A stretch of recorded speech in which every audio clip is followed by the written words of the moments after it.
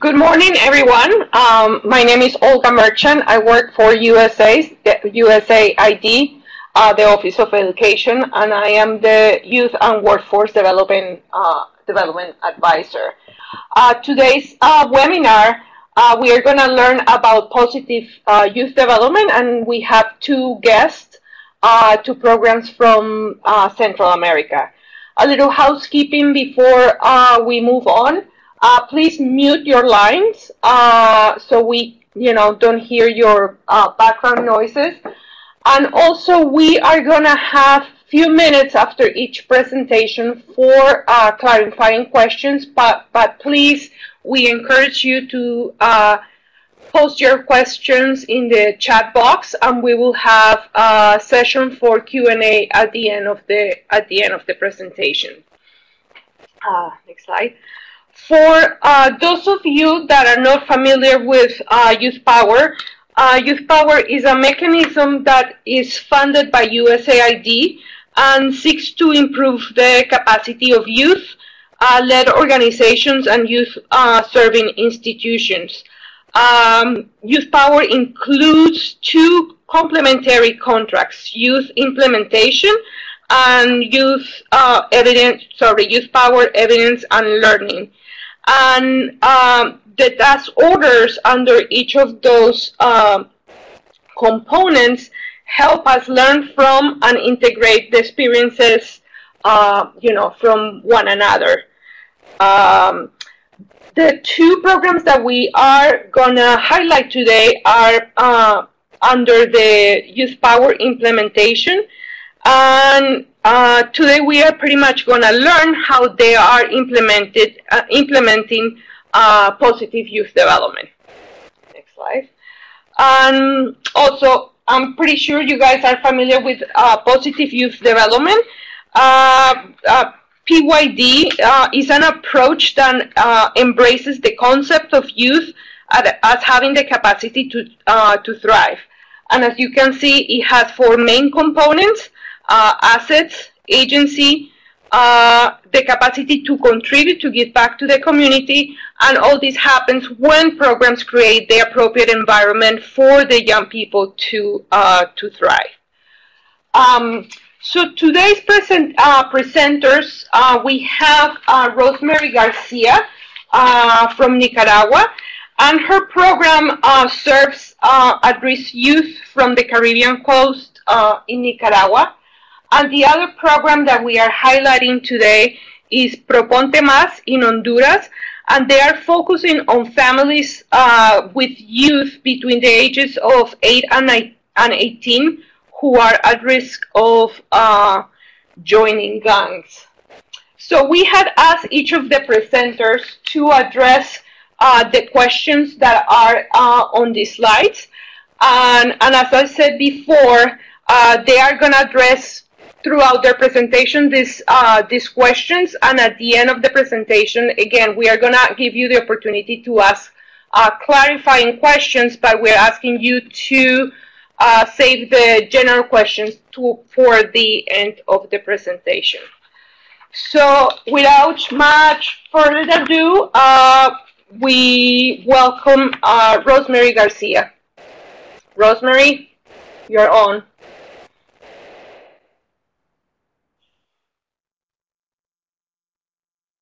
Rosemary, you need to unmute yourself.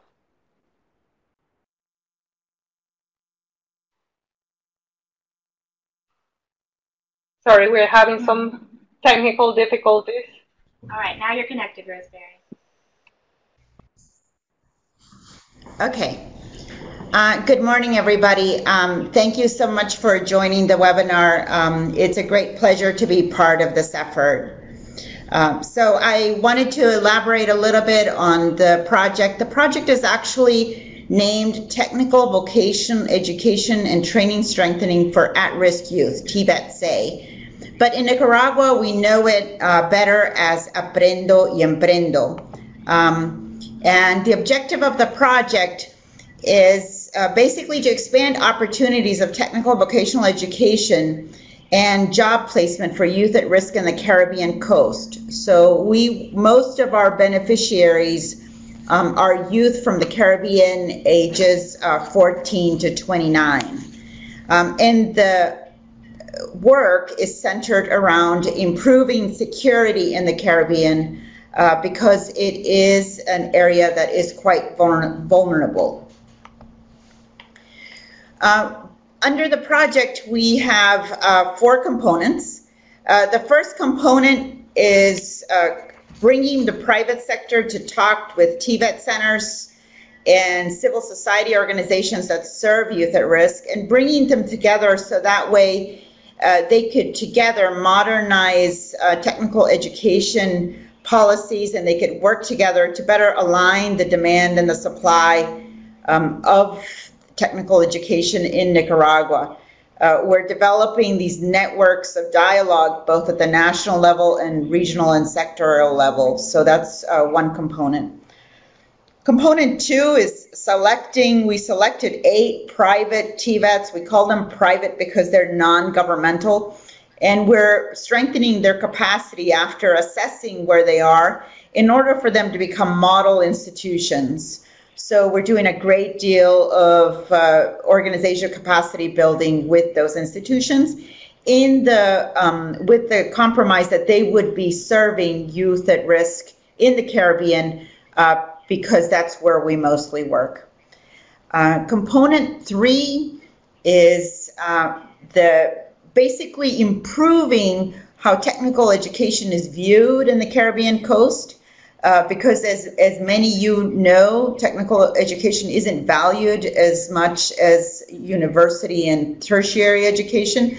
So we're trying to open up the communication channels so that way it could be valued, because we've demonstrated that there's a lot more demand for technicians than there is for university graduates in the Caribbean coast. Under our component 4, which is most visible, is the one where we give scholarships to youth at risk, and those scholarships are provided in the Caribbean region, and our hope is to reach 1,000 scholarships by the end of the project. How are we implementing positive youth development? Well, we're providing scholarships, as I said previously. And we're providing scholarships on technical education. We have currently 13 different careers that we're implementing, close to 400 students that are already in those scholarships.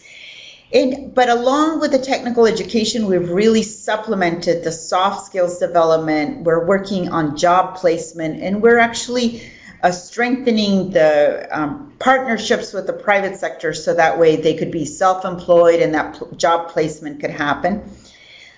And we're also improving their communication skills, their social skills, self-control. So we're doing a lot of soft skills training with the youth that we work with. And in regards to them being able to build those assets and being able to implement them, in the entire project, we basically say youth come first. So, as an example of how they're empowered to do things within the project and they have a voice, the youth themselves chose the name Aprendo y Emprendo. So it's kind of like we have an advisory board that is comprised of 15 youth, and it really strengthens how they are involved in the project and how they're involved in their own lives. And finally, how do they then contribute? We engage youth in our communications campaign. They are the main speakers. They're the ones that speak in radio shows. We have them as being key presenters in short video clips. They're recruiting youth in order for us to get new scholarships, provide new careers. They write blogs. And through our Youth Advisory Council, which are 12 youth, they represent close to or more than 400 youth scholarship recipients. So we're giving them a great deal of voice in order for them to not only give us input and feedback in how the project is being implemented, but also in regards to what they need to do within their own community, so that way they could really look for their education and be advocates for their education within their own communities.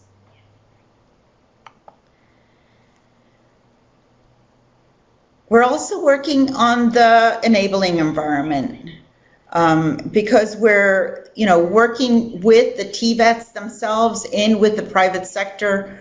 We have engaged now. We've developed groups of peer groups. We have had engagement with the private sector so that way they could be involved in mentoring youth. And we're seeing a lot of an increased involvement in youth-led events and efforts that we're launching. So I think that from the very, very beginning, we've had youth be part of the project, belong in the project, and really enhance the direction in which we take things. They're also helping us with gender-sensitive areas. For instance, we have a problem with gender barriers to certain careers, certain technical careers. There's a lot of women or young women who don't believe that they should be in certain careers. And we're really pushing to break those gender barriers because otherwise the income barriers can't be broken if we don't break those career barriers first.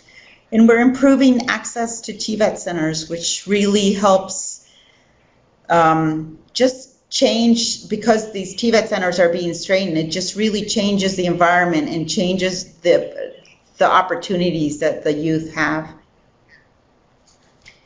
In terms of creation of safe spaces, we've started, for instance, robotics clubs in Bilwi, and we're about to launch the one, in Bluefields, and we're about to launch the one in Bilwi. And this brings safe spaces for creativity, for team working, a lot of soft skill development, but also technical development that happens through these safe spaces that we're creating for youth to be able to be busy and creative at the same time. And then the question is, how are we measuring it? We have a tool that is called Comprehensive Positive Assessment Tool.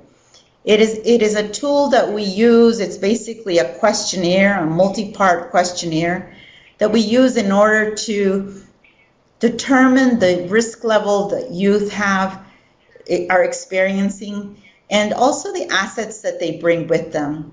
So through this tool that we've developed that we call the Compass T, we can determine the increase in growth factors, personal growth factors from each individual scholarship recipient. We can also measure the risk factors that they have when they're coming into the program and then when they leave. So we're able to measure how the risk factors are reduced through the project. And we also have indicators on gender-based violence, on female participation, and of course we're being measured constantly in regards to how many scholarships we award, how many internships we provide youth. So as you can see, there's a series of indicators that we're using in the project to be able to see how we're doing our work.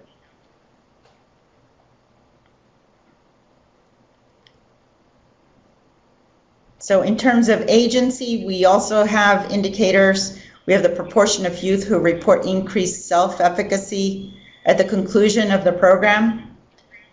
And we are also seeing how youth at risk are participating in different programs and how they're leading different efforts.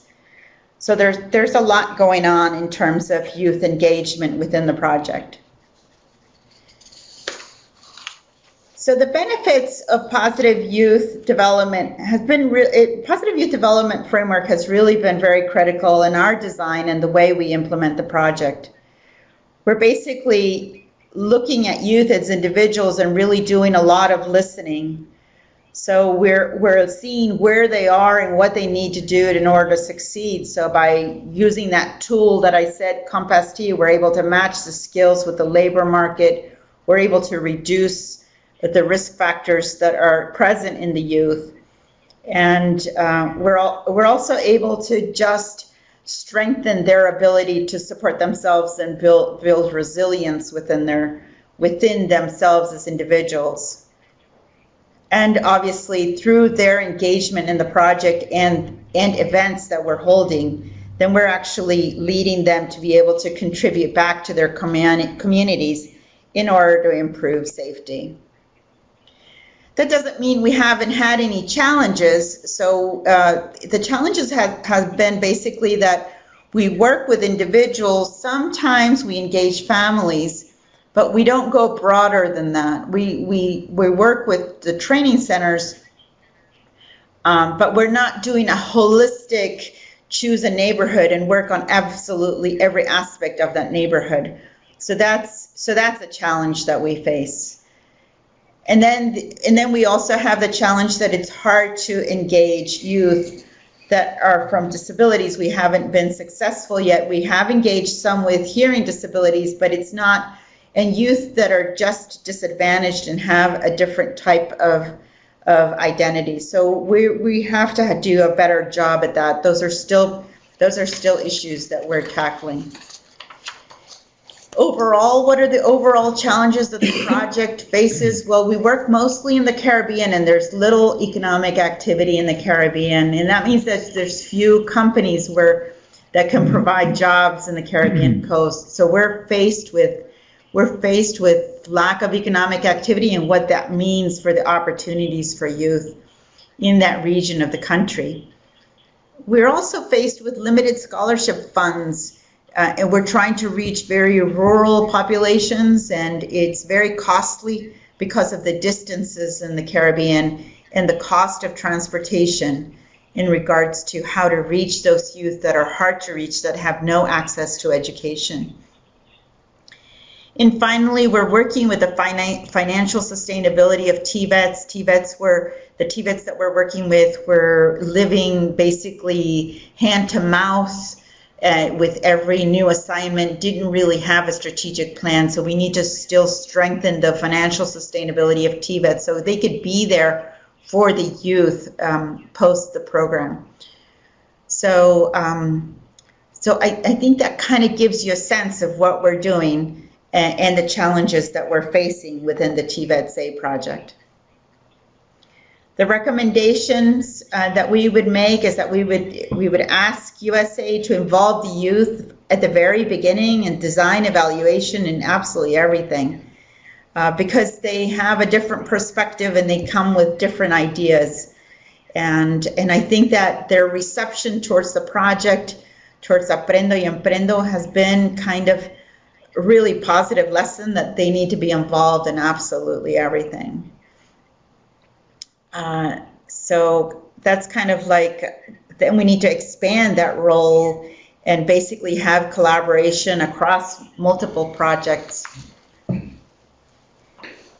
And finally, that we focus on capacity building of stakeholders in general, because even though we know positive youth development, our local stakeholders might not have a concept in regards to how they should approach their work with youth.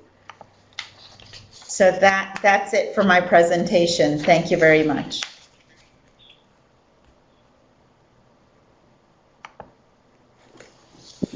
Hi, Louie. I see you had a question. Do you want to ask Rosemary your question?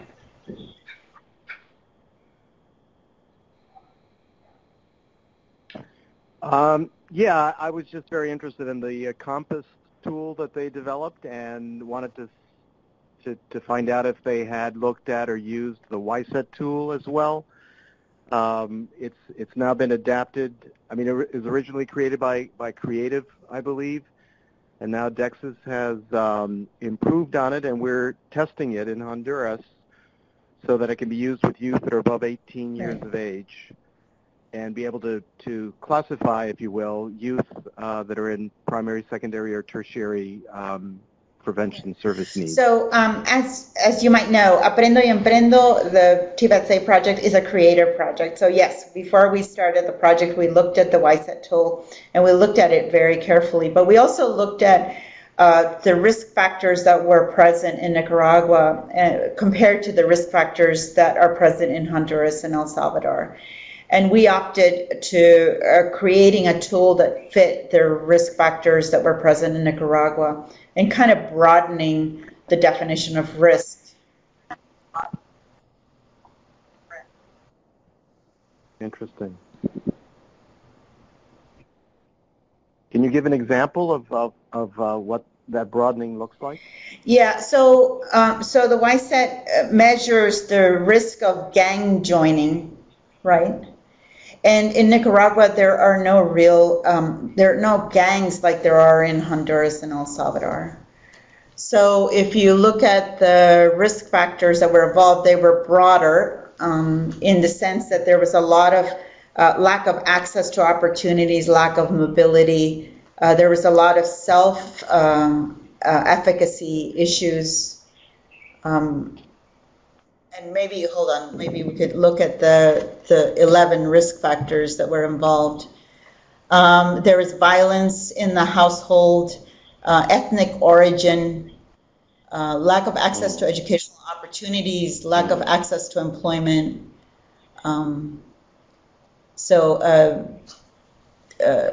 Yeah, so a great deal of the constraints that you face in the Caribbean coast is the multi-ethnicity and multilingual.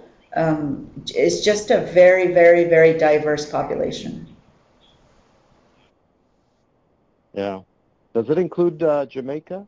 No, we're talking about the Caribbean and a Caribbean region within Nicaragua. Oh, in Nicaragua. It's all Nicaragua. Sorry about that. Right. Okay. Hi, Rosemary. It's Maria. I have a question about the gender barriers that you mentioned. You said that you were trying to, I think, engage youth in helping you break down those gender barriers to technical careers. Can you expand a little bit on how you're doing that?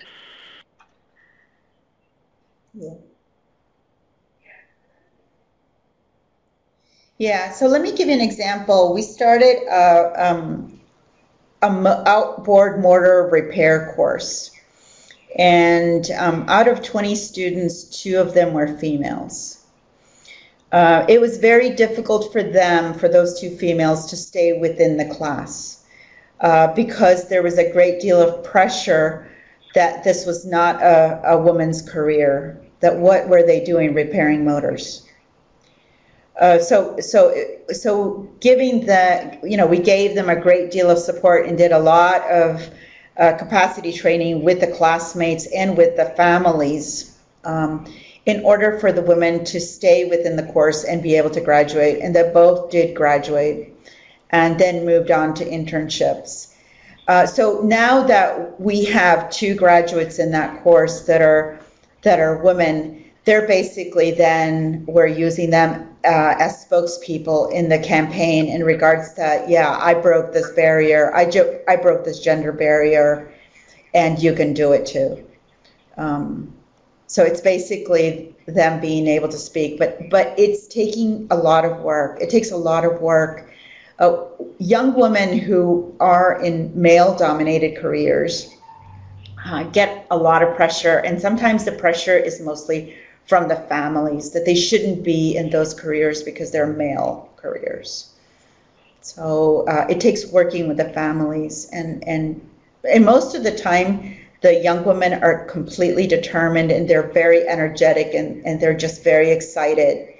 But it's the circumstances around them that lead them to question themselves in those male-dominated fields.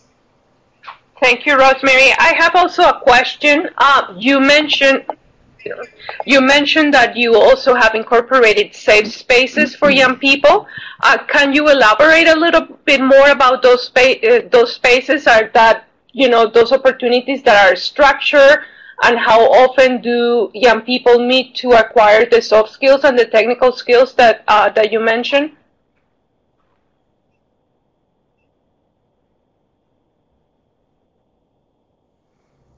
Okay. Well, we're in the process of launching multiple robotics clubs in the Caribbean region. And we felt that those safe spaces were really, really productive because they're incredibly engaged and youth are incredibly engaged and excited about technology. So working together with civil society organization, with the universities, with ourselves, and with the private sector, because the private sector is basically doing the capacity training on robotics with those youth.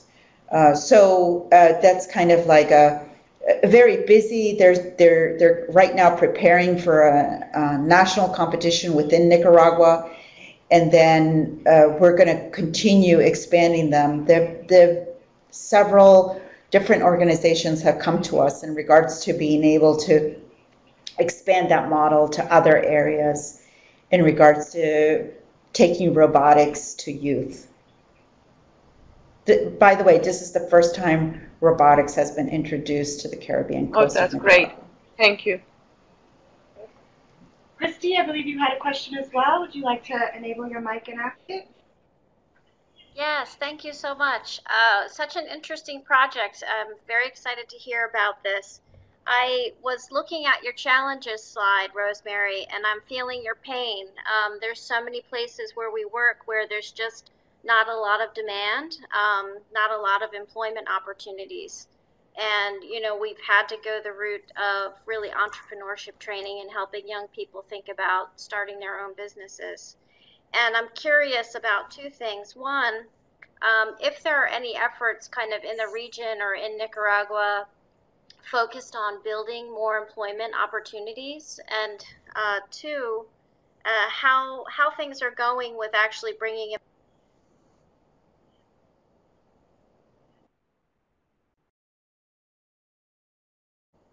employers and TVETs together to work together, how that looks, and you know, whether you're working from.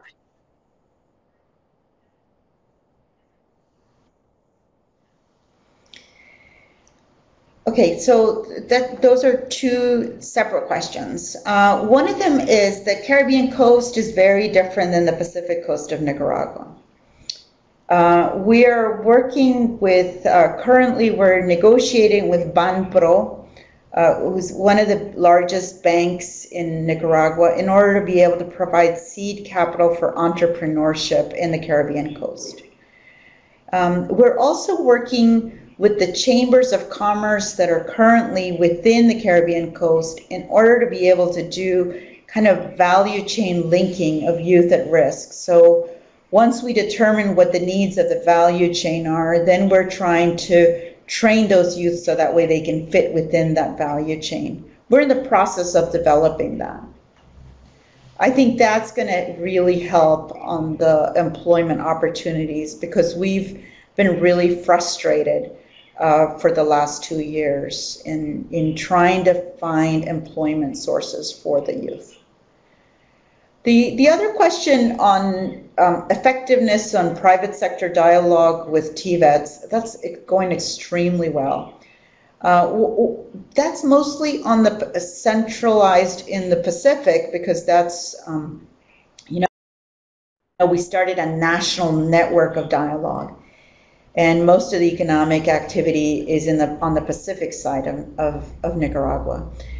So we're coming at a point as a project where the private sector is very interested in improving labor productivity. So they would really like to enhance technical education within the system, the entire system of educational, because they see the need, the private sector sees the need of increased capacity in TVETs.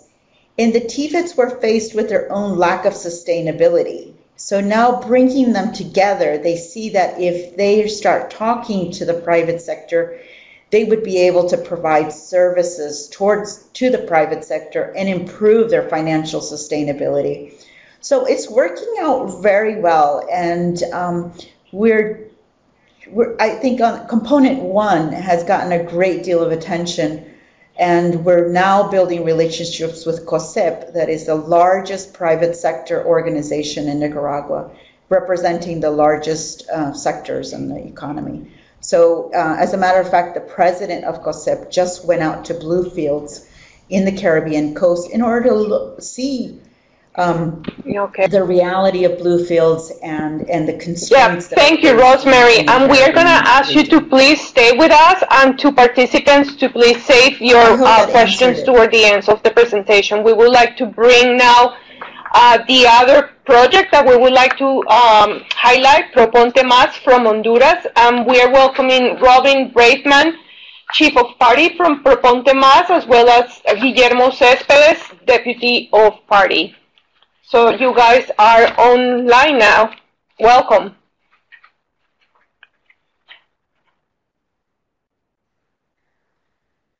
I'm not seeing your mic icon next to your name. Just double check that your mic icon is green and connected to the microphone that you're using. The mic icon is the top left part of your screen.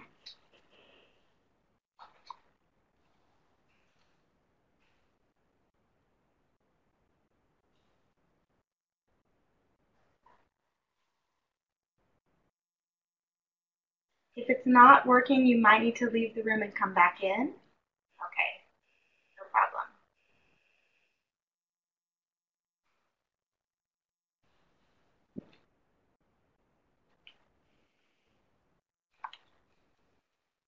Sorry everyone for this delay.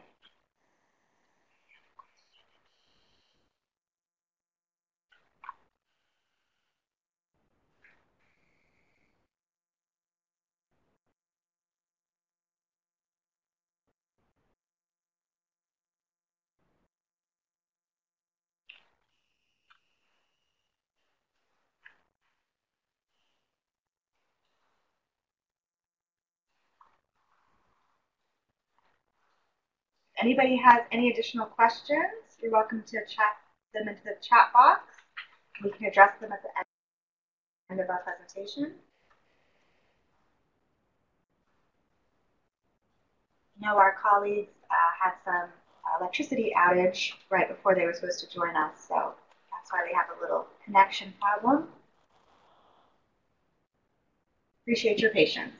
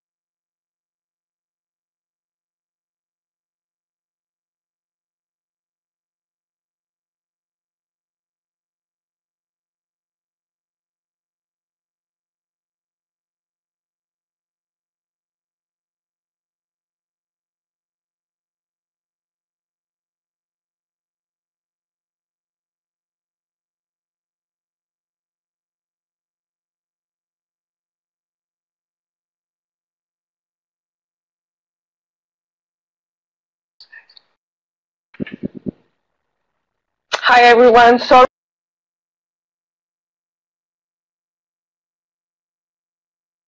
for the delay. We are still waiting for the people from Honduras that are experiencing some technical difficulties. If you have any questions right now for Rosemary, we can use this time while we wait for Proponte Más and keep the conversation with Rosemary. Okay. Yeah, so, can you hear us? It's Robin and Guillermo. Yes. Is that you, Robin? Okay, really a lot of apologies for our technical difficulties. We actually never experienced anything quite like this before. Thank you again for this opportunity. And thank you, Rosemary, for the wonderful update. It's always nice to hear from our sister colleagues on another coast. So we really appreciate this, and we appreciate the opportunity.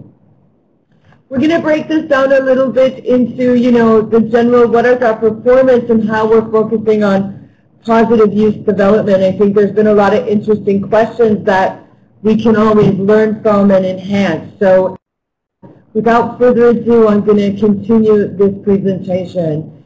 Our project overview is that we're an expansion of a pilot that happened in Honduras, and where, based on the learning of this pilot, we were able to implement something a little different. The pilot started as kind of a wing of the work that we were doing with another creative project. This work is only focused on doing the secondary and tertiary prevention work. So we're very excited about it. The value is almost $20 million. As you can tell from the time frame, we're about halfway through our work.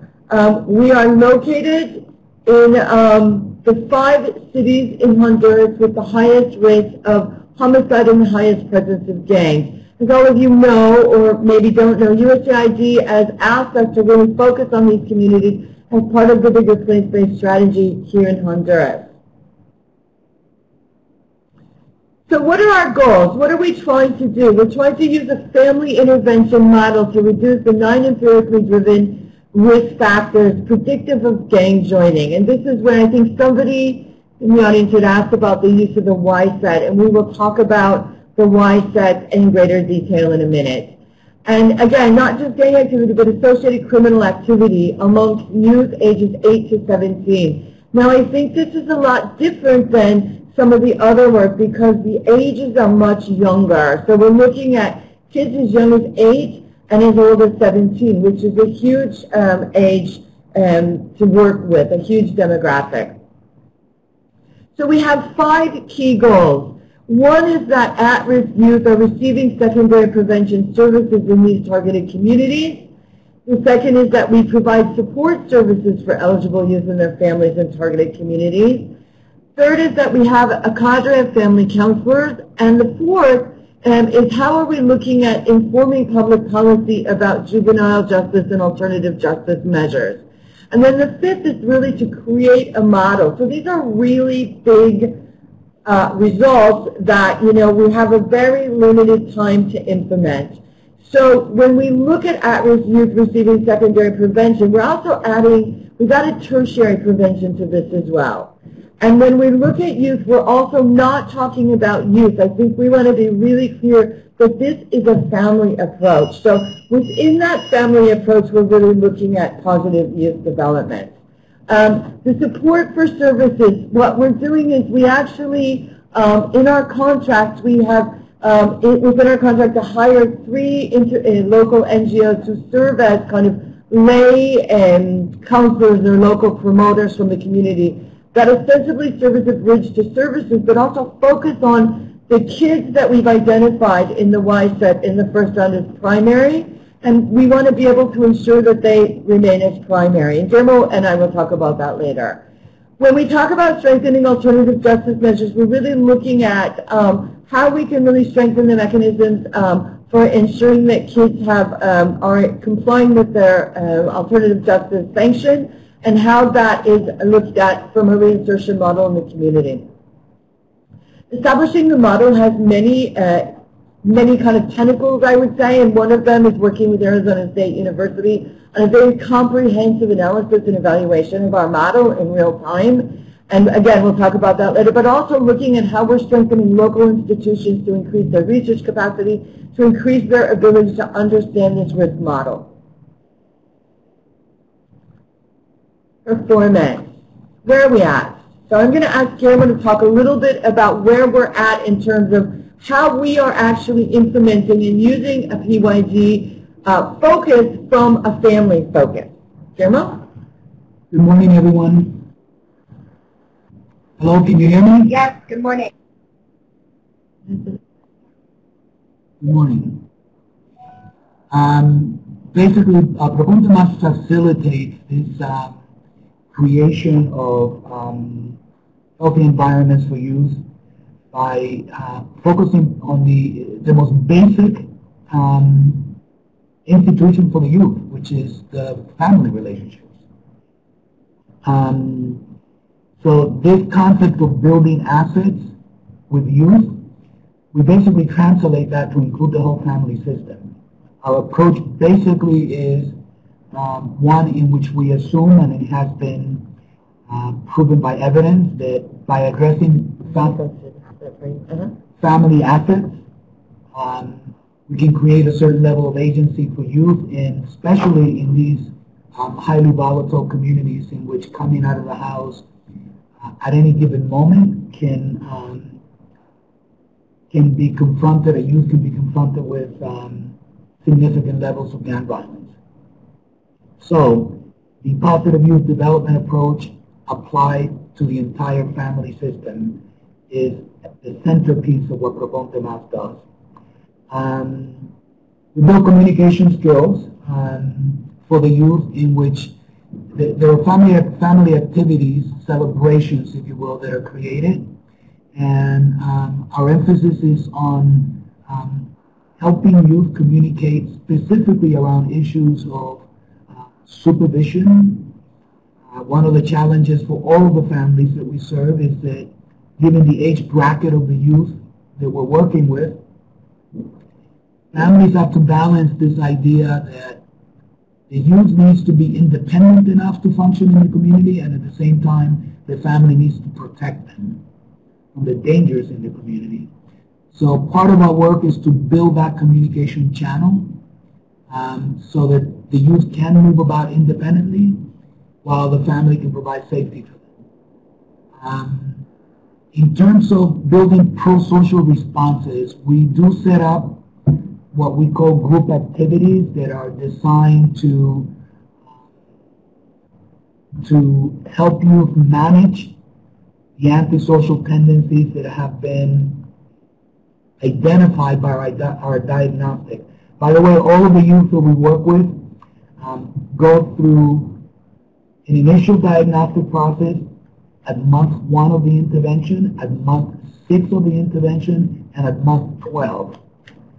That diagnostic helps us to monitor the interventions that we're making, to be able to track whether risk factors and behaviors are going up or down.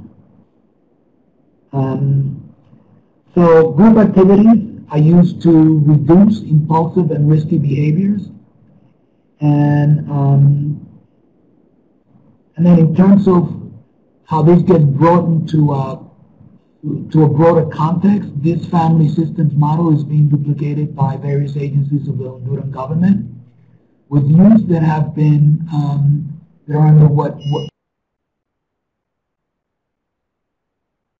we call alternative measures. They have been in essence sentenced by the judge to participate in a rehab program in lieu of incarceration. So these are some of the ways that we're implementing positive youth development. One of the benefits that we have identified is that by building the capacity of families, youth are provided effective limits and discipline that mitigate risky behaviors. This is really central to every other program that can take place outside of the home. Please keep in mind that most of our work requires that we keep youth safe to be able to participate in programs. So we're basically focusing on that, building the capacity of families so that youth have effective limits and discipline to mitigate some of those risky behaviors.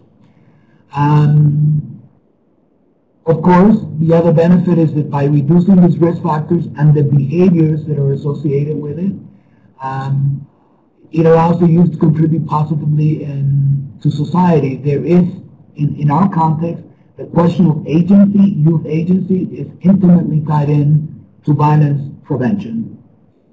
Youth cannot have agency in the community if they are not safe. So the basic building block for us is to provide safety for the youth, and we do that through family strengthening. Government sees youth and their potential this asset base looking at youth and their potential, there's a really faulty narrative, not just in Honduras, but in all of Central America, about which youth are really at risk of joining gangs, and this is a very small percentage. Based on scientific evidence, in the 5 municipalities of Honduras, we're talking about 8% of the youth are actual gang members. That's a very, very small percentage given the large population that we have sampled. This is critically important from the point of view of the government in terms of advocating for youth, because it is critically important that not all youth from particularly volatile communities be treated as if they are a menace to society, so to speak. So this is also part of the benefits of the approach that we're using. Let me pause here and see if there are any questions so far, because I've gone through a lot of information. Questions? Not yet, Guillermo. I think that you can go ahead and we will save some of the questions towards the end of your presentation. Okay, so let me then go forward to share.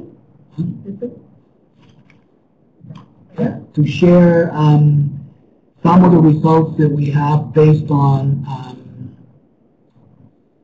the youth that are currently in treatment for lack of, they're in the process of intervention. We took a look at 437 families that started off at a level of risk closest to gang joining. We call this secondary level of risk. And out of 437 families, after 6 months, 322 of them have reduced risk factors below secondary prevention. In other words, they were no longer at that level of high risk that we were concerned about. That constitutes 73.7% of the population.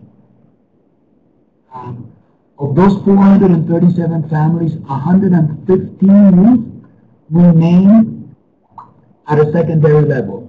In other words, with 115 families who were not successful in reducing those risk factors, that's 26.3% of the population. This is critically important because it allows us to track basically how we're doing. So it is early to tell. We're now doing the second round of diagnostics, which are done in a year. And we will provide that data once we have it. In terms of what we do with those families that are not at a secondary level, because the truth is that the majority of youth will be assessed by the YSET and will come back at a primary level of risk. We do not want to apply interventions. We want to apply interventions that meet the level of risk of the youth. So those youth that are primary level, they are being worked with by a group of what we call family promoters, and they also work with the family, but in a less intensive way. As Robin mentioned earlier, there are various components to our program. One of them is, of course, the evaluation, but equally important is one that has to do with building the capacity of family counselors. And what that entails is that all of our family counselors are now going through a master's degree program with a local university. That program is partly funded by Creative Associates, and it is this commitment to building the capacity of Honduran professionals to be able to effectively intervene at a family level. As you all very well know, that most of the violence prevention work in Central America has historically centered on the individual youth or at a community level. This is the first USAID funded program where the focus of intervention is exclusively the family. So therefore we've needed to build the capacity of the country to be able to do that work. We have currently on staff close to 60 family counselors, and over 50 of them are getting their master's degree in family systems theory and practice. In essence, supported by the project. Robin, anything else you would like to add at this point? No, I just want to, well, yes, one thing, and I think the important thing to note is that, one of the things that we keep emphasizing is that there was no focus on family in any of the interventions, even if we looked at what kind of curriculum was developed by the departments of psychology and counseling here. They just didn't have a focus on the family. So not only are we building this cadre, but we've created the master's degree ourselves. So working in conjunction with local partner, the Catholic University, we have helped them as a grantee create the first master's in family systems counseling with a focus on violence prevention. It's not just offered to our team, obviously. It's offered to Honduran professionals who are interested, and we have provided 10 scholarships for other people to take this, as well as it being an open master's degree program. Along with that, in order to continue to build capacity, we have a grant with the National University to create a diplomata or certification program in family systems. And we are reaching more than 200 people with this in the 3 cities. So some of the promoters that we talked about earlier are receiving this course, and this is really enhancing their ability to work at a community level from a family systems focus. And also members of the government are receiving this workshop as well, and particularly focused on the Ministry of Health and the Ministry of Education and the Protection Directorate. So we feel like, beyond building the cadre of family counselors within our own program, we've really expanded it so that more and more actual psychologists and social workers are really learning more about this level of intervention, which is making their service provision, from what we can see, much more relevant and family focused. Any questions on that so far? Wait, so it's saying, Luis, can you describe the social medical counseling support system and capacity endurance for the tertiary prevention? To what extent can we build sustainable capacity to deliver tertiary services? Are you there, Louis? Is that a question that you would? Okay, so yes, I'm here. Hi. Okay, so let me try to answer that question. Go ahead. I think you partially answered that. I think your relationship with Catholic University and building and developing courses and a master's program, I think that's fantastic. Obviously, the family approach that you're using is really great. This whole idea of building assets at the family level to strengthen youth agency is fantastic. We're finding in Honduras that just the whole space for tertiary prevention services is rather limited. The number of actors in that space is limited. So I was just wondering what's been your experience with the support system and the counseling services and so forth, and people that are specialists in tertiary prevention. Great question. Great question. To enhance that capacity. I think the absence of that capacity, I think I'm informed enough to be able to say that it's really very low at a worldwide level. I think most tertiary work is still being viewed as a series of activities rather than a and it's also so in Honduras what is happening is that we have been asked by USAID to test our secondary family approach with a certain number of families in which the youth have been identified at a tertiary level. What we're finding is that so far the approach seems to be equally as effective in working with secondary as in working with tertiary. And so we just had a presentation to USAID yesterday. We're all excited about the results. However, what we do continue to communicate is that is a significant challenge for all countries. It doesn't matter whether we're in Central America or the United States. The issue of effective interventions with youth who are already gang involved is extremely problematic. One thing I would like to separate, that we've had the experience in Honduras. When we came to Honduras, tertiary was defined by a youth as conflict with the law. We use a different measure to define levels of risk. So, for example, we, through other partners, went into all the juvenile detention facilities in Honduras. We did a diagnostic on 90% of the youth population, and we found that 35% of the youth incarcerated in these facilities are really at a primary level. They're not at a tertiary level. So one issue that we have is that the tertiary level definition is a legal one. It encompasses all youth that are in conflict with the law, but it may be a primary prevention youth. So therefore, applying tertiary level interventions to a primary level youth is going to make them worse. So part of the important work that I believe is being developed in Honduras is that the juvenile justice system is slowly shifting to a different criteria for defining tertiary. Can I just add to that? Are you done? Yeah.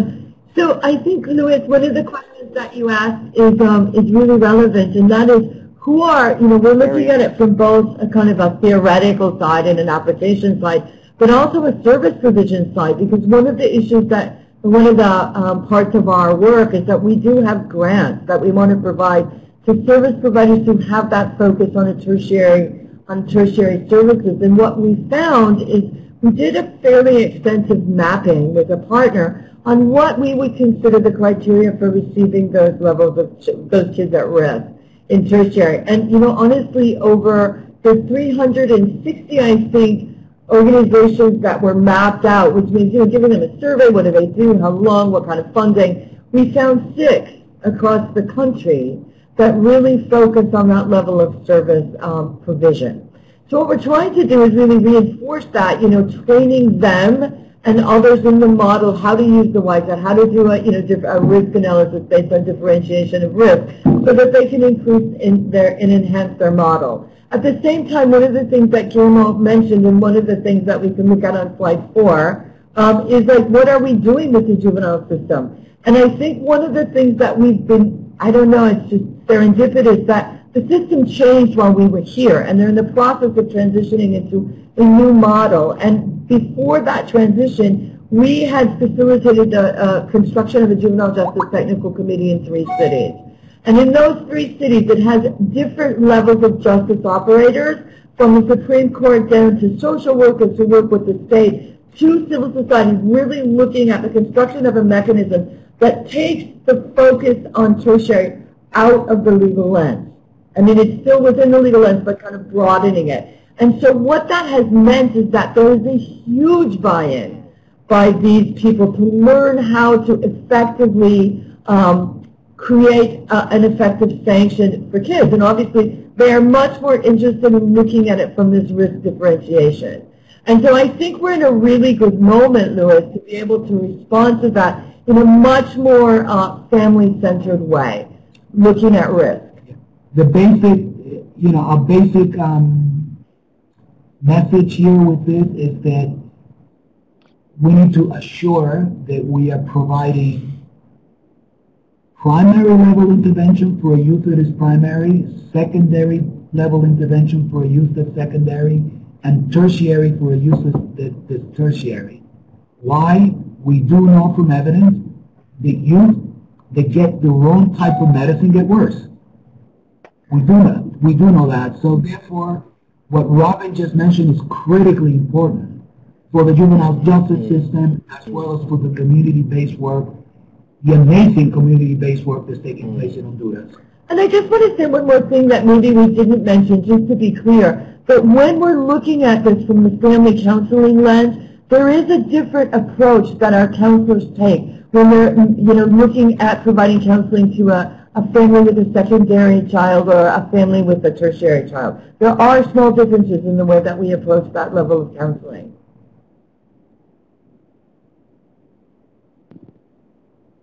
Any other questions for us? Did that help answer your question, Luis?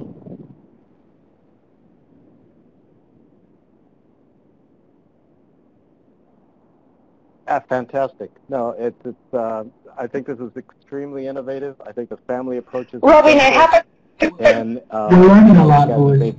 Incredible point. Thank you. Sorry, so much. I have a question before we move forward. You mentioned that you divide the interventions between secondary and tertiary. Are you also dividing those approaches by age groups? Because you are serving a pretty wide range of youth. Not the intervention itself is not divided by age group, but obviously the types of issues that you deal with between youth ages 8 to 10, and then those between 10 and 12, and then those that are 13 to 15, and then 16 and 17. So what changes is not necessarily the approach, but what changes is the focus on developmentally age-appropriate behavior within the family. So we do spend, in our conceptualization of the family, we do shift based on the age of the youth. But it is still a family systems-based approach, and it is still guided by the information that we get from the YFIT tool, which is called Youth Service Eligibility Tool.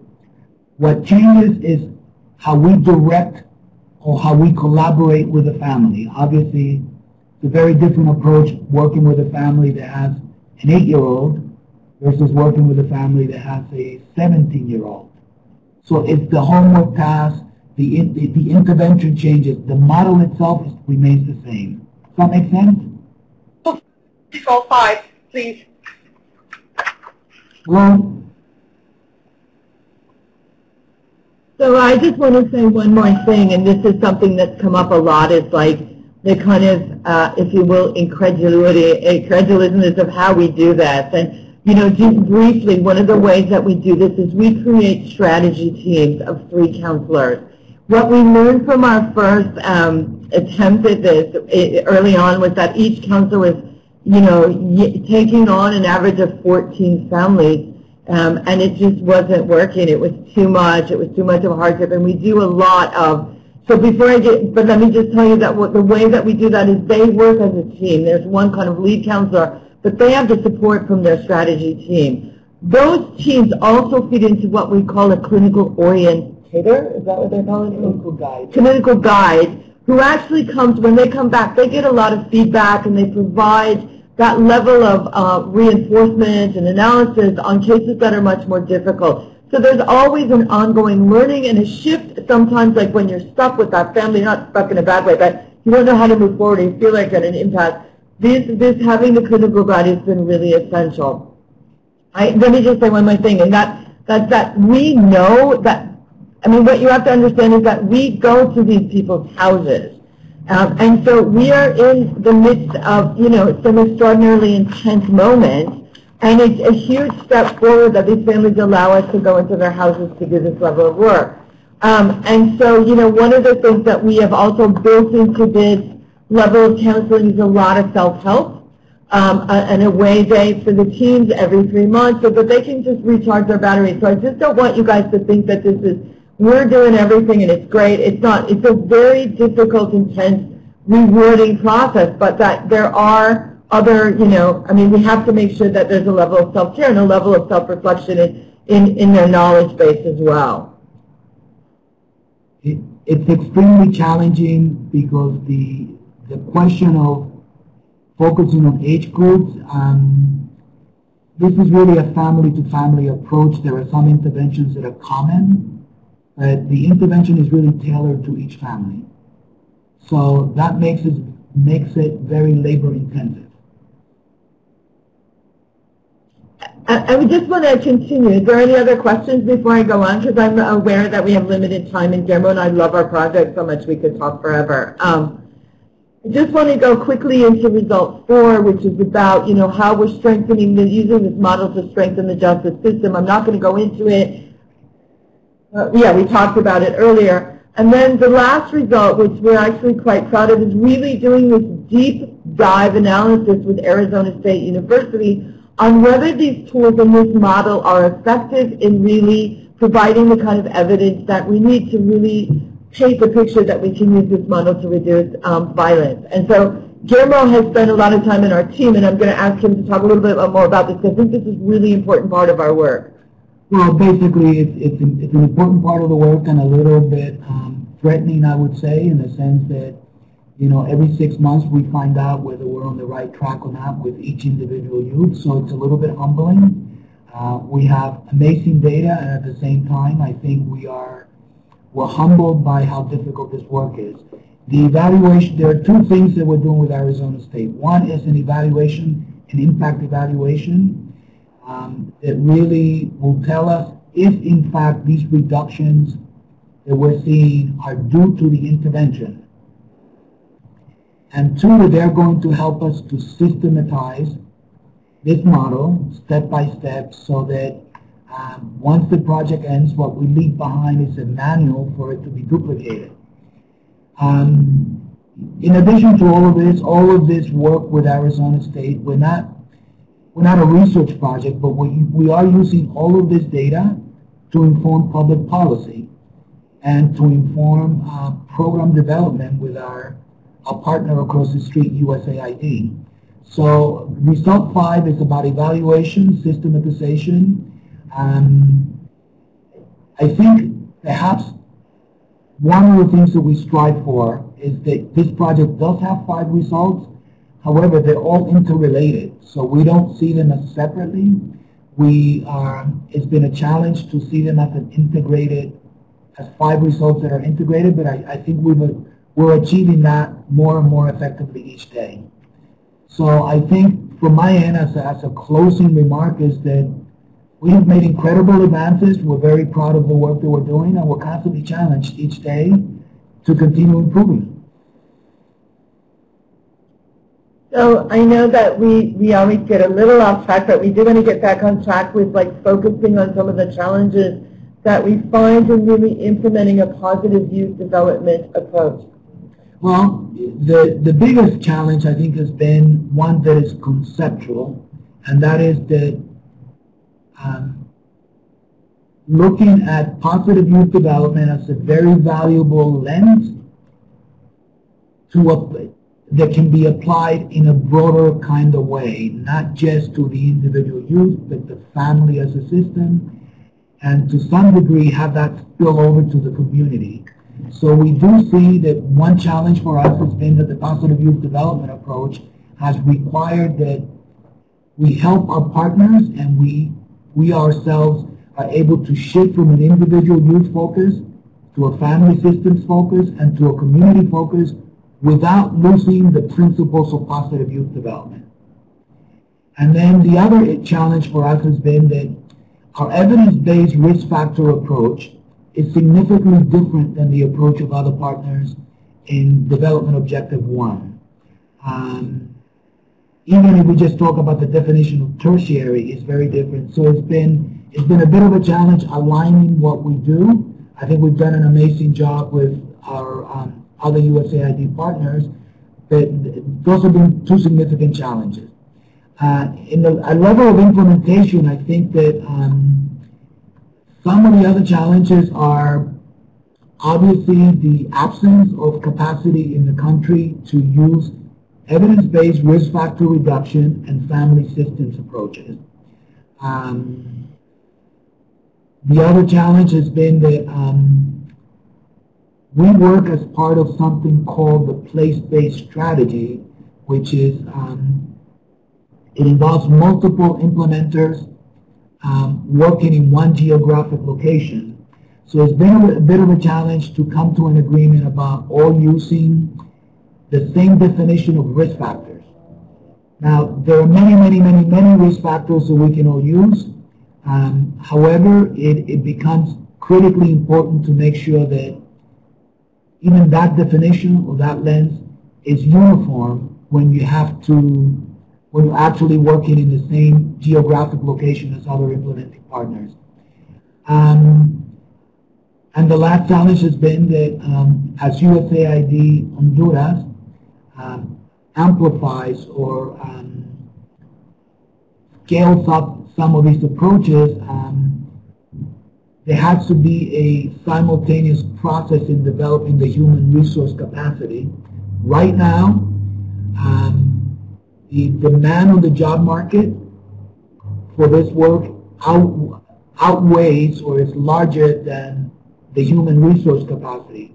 So it's not just about amplifying and developing more programs, it's developing human resource that can meet the demands of those programs. I think we're going to try to end it there, just because I'm aware of time. I think, you know, we just wanted to leave it open for any more discussion. And again, thank you so much for allowing us the opportunity to share some of our projects and learning with you, and particularly to actually help us to think it through from a positive youth development lens, because we're so focused on the family that it was useful to kind of step out and really look at the positive youth side of this too. So again, we really appreciate the opportunity to be able to do this. I don't know what the time is like or whether we have any time for questions anymore. Thank you, Robin and Guillermo. Yes, we have questions. We actually have some questions here internally, and we have received some questions for you and also for Rosemary that we will address in a few minutes. Maria. This is Maria. Okay, thank you.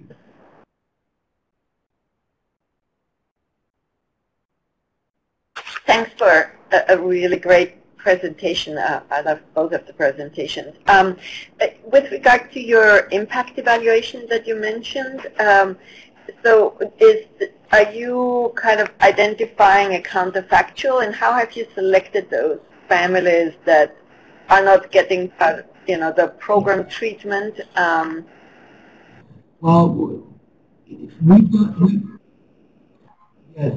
done it two ways. We have divided the evaluation into two different types. The first type, the first process of the evaluation is a quasi-experimental approach.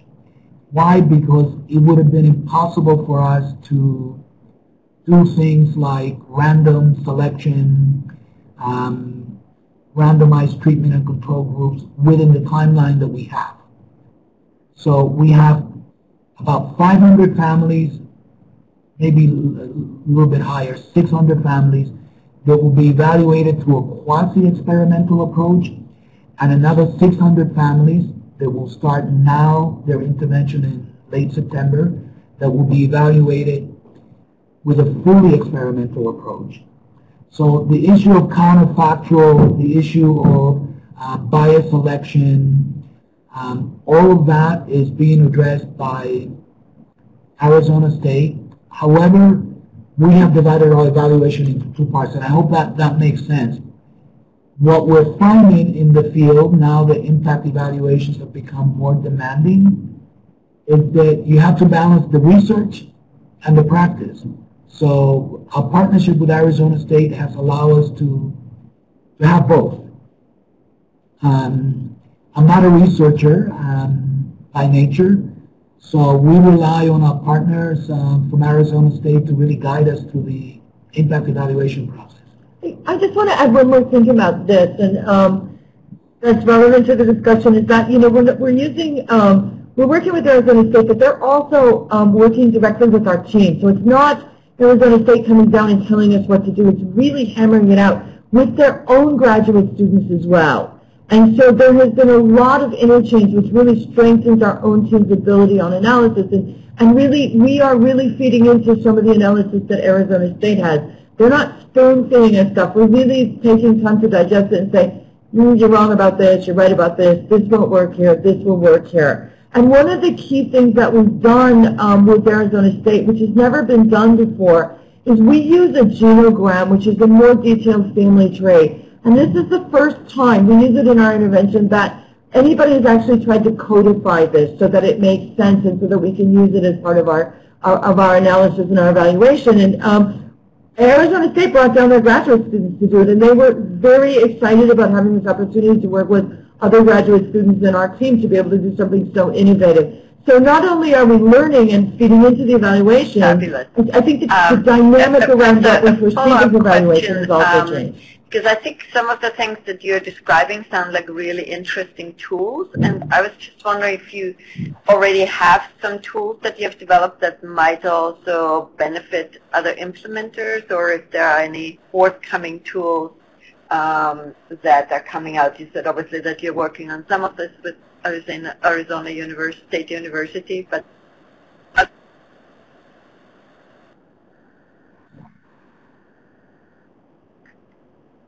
well, we are basically using two validated tools. One is,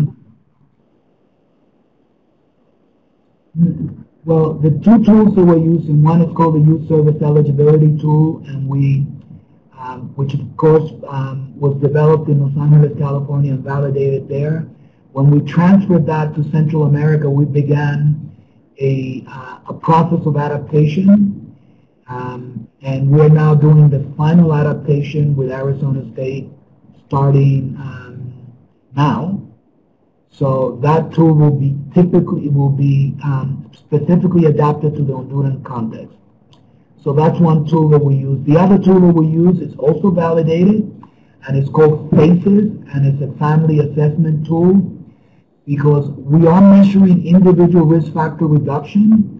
That in order to make the case that that individual risk factor reduction in youth has to do with the intervention, we also have to monitor family changes. So this tool, which has also been validated internationally, allows us to measure changes in the family system.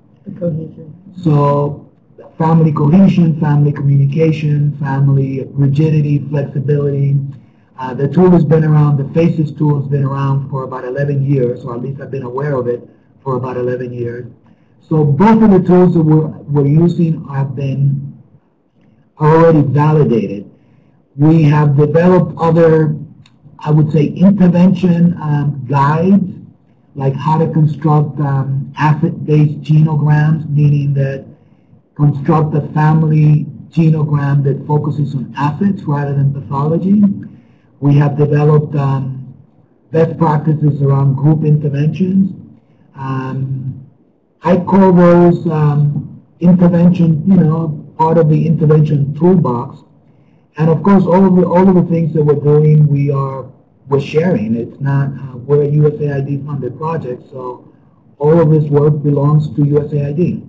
I also want to say one more thing about that, is that, and Guillermo and I think we're continually reinforcing the need to learn and to need to build the capacity. But a part of that learning beyond USAID, we want to do regionally. So we're even regionally in Honduras at different, different communities in different cities. So we do have a partner, which is the Catholic University, that are actually going to be doing some forums, on some of this learning. And we will let you know, because you're more than welcome to come. We're going to do one on the North Coast. We're going to do one here. But we really want to bring in this body of learning and create that learning agenda. And I think our USAID across the street from us is very interested in this and has been really leading this kind of need to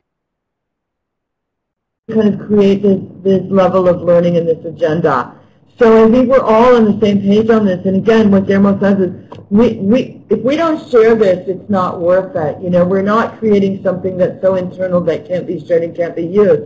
And I think, just to close, that we are a program that's so innovative that we have enough evidence to really share and show over time, how all of this fits together in reducing the risk factors associated with risky behaviors.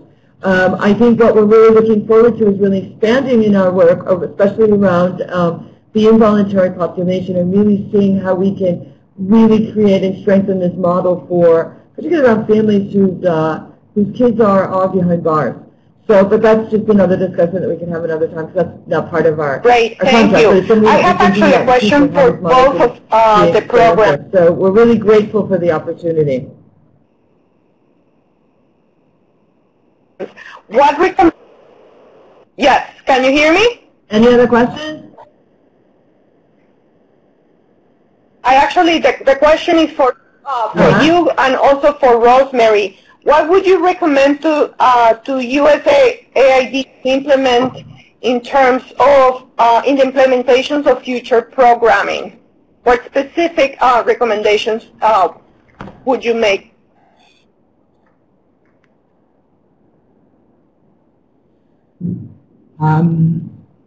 Well, from the point of view of Proponte Más, I dare say that we are very much focused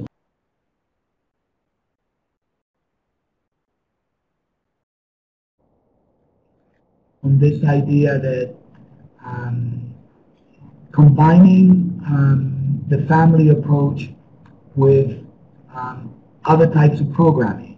For example, employment programs may want to take into account how a particular job can impact other family relationships. Education programs. So there are two things that we're recommending to USAID consistently. One, that it is important to build programs based on different levels of risk, differentiated levels of risk, different levels of risk that can be measured and quantified. And two, that not surprisingly, we really firmly believe that it's more cost-effective to build programs that are inclusive of family rather than just, in other words, to make the families our partners in what we're doing. It is not necessarily, we're not recommending that we rehab families, but we are recommending strongly that any project that builds a collaborative relationship with families is Thank you very much. More successful. Rosemary, you would like to add a specific recommendation for USAID? So those are the two recommendations, differentiated levels of risk and family involvement. And yeah, so we're currently working with youth at risk that are at the primary risk level. But we're still looking at the differentiated levels of risk in order to be able to see what the need of the youth is in regards to moving forward on their workforce development goals, right? So we need to assess whether a youth is able to be in a long-term 2-year career versus a short-term 3-month program, depending on the risk factors that individual youth is showing. So I think that furthering that effort, and I agree with Proponte Más in regards to, I think the differentiation of risk is really, really critical. Of course, Proponte Más's approach is more of a family intervention. Ours is more of a youth, primarily because I think we're working with different types of populations and at different age groups. But the blending of working with youth at risk and workforce development has been very innovative with Aprendo y Emprendo, and I think that the continued of looking at the characteristics of the target population and seeing what they need in order to be able to succeed is really critical. If I could add that one advantage that we have is that, one advantage that these two programs have is that there's actually been a lot of discussion back and forth, not just over the phone, but both of us have visited Rosemary's program. We've had a lot of very intensive, I would say, conceptual discussions about how to move forward, and I think Aprende y Emprendo has been probably a thought leader in this idea of using differentiated levels of risk to create different employment approaches, employment opportunities for youth. I think, in my opinion, this is sort of like the next level of work that we hope to jointly be able to contribute to. So I would also say one more thing, and that's that I don't think, I mean, I'm really appreciating this learning space, but I think it can be bigger. I think how the missions and how Washington can really take advantage of these experiences and learning on the ground to really inform your next level of proposals and proposal development and program development. I think it's really, really important to say, okay, what have we learned? How can we use this to really frame our next level of engagement? And I think that, what Guillermo and Rosemary have said clearly is that great, thank you. We also have a question from Mike McKay. He wants to for you, the two of you, to talk a little bit more about sustainability and how can these models that you two have implemented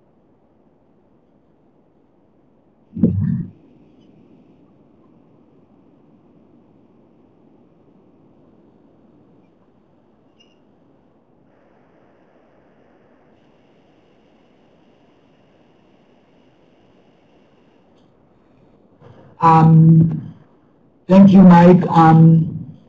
One of the things that we always look at sustainability through the lens of, is the project effective enough to be sustained? So we look at our project very much as a proof of concept. We have great data. The project has been in existence for 1.5 years. That we really have to make the case that this is an effective evidence-based approach, and that if that is the case, then sustainability is very much on the table. What would that look like? Well, we're training community-level practitioners to be able to carry on the work. How capable that group will be, we just don't know yet. So we're building capacity at a local level. We're building capacity at a university level. But central to all that has to be, is this worth sustaining? We're very proud of the project. But to us, Rosemary, you would like to add something? Is it effective? And if it is effective, then it should be sustained. And so we're still making the case, Mike.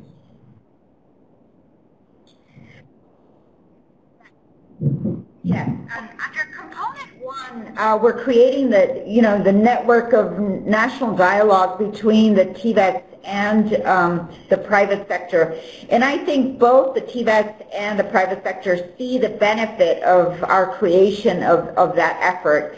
And there's just complete dialogue in regards to financial sustainability of that entity and how it'll continue working beyond the project.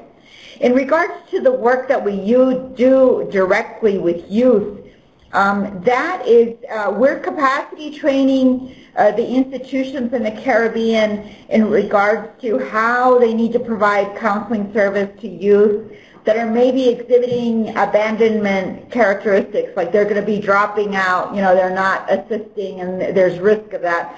So we're capacity training and strengthening those institutions so that way they could better serve youth at risk and youth that just don't abandon their studies.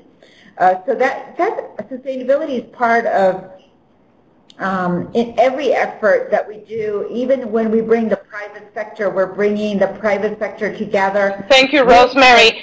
Unfortunately, we have run out of time. Thank you, Rosemary, Robin, and Guillermo for a great presentation. It was really fascinating to learn how you are using the PYD approach differently, but with really great success.